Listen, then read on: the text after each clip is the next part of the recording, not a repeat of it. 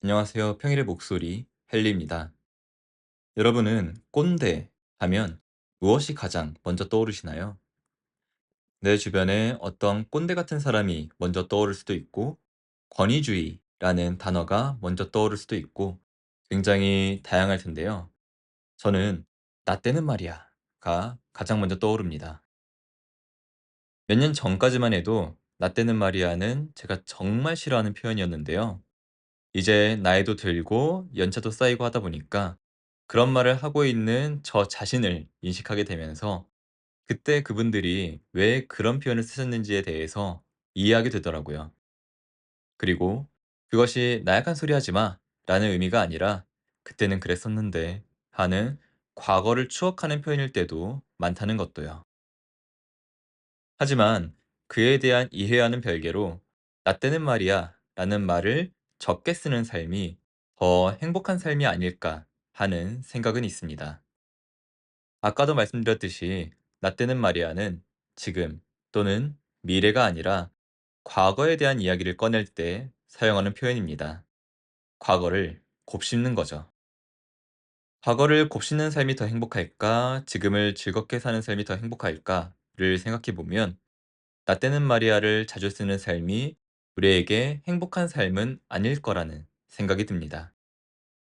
행복하기 위해서 우리는 지금을 즐겁게 살아가야 하죠. 초역 부처의 말이라는 책에도 다음과 같은 내용이 나옵니다. 강을 건너기 위해 뗏목을 만들고 강을 건넌 뒤에는 이렇게 생각합니다.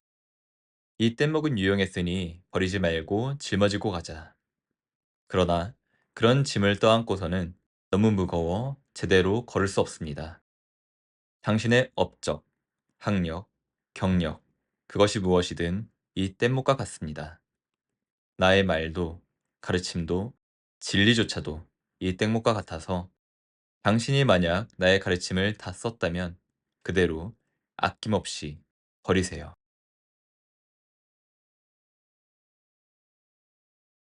과거의 일은 과거의 일입니다.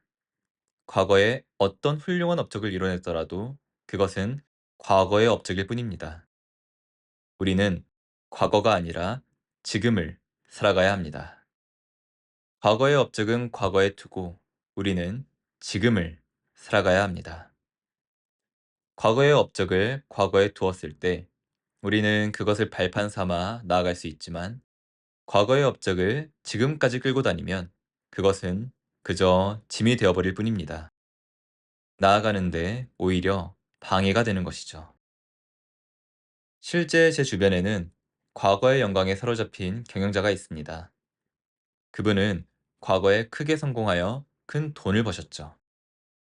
그런데 문제는 당시의 성공을 도와줬던 전략이 지금 세상에서는 전혀 효용을 발휘하지 못하는 전략이라는 것입니다.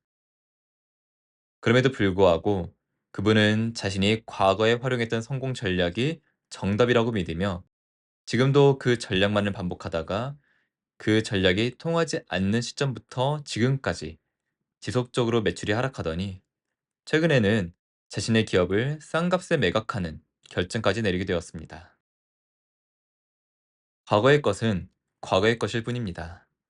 쓸모가 다했다면 버려야 합니다. 짐을 버리지 못하면 집이 점점 더러워지는 것처럼 우리 삶 또한 마찬가지입니다.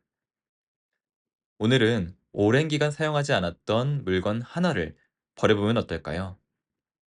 물리적으로 과거의 것들과 이별하다 보면 자연스레 정신적으로도 과거와 멀어질 수 있을 테니까요. 새 마음으로 시작하고 싶을 때 정리를 하는 이유도 그 때문이잖아요. 오늘 이야기는 여기까지입니다. 오늘도 평온한 하루 보내시길 바라겠습니다. 감사합니다.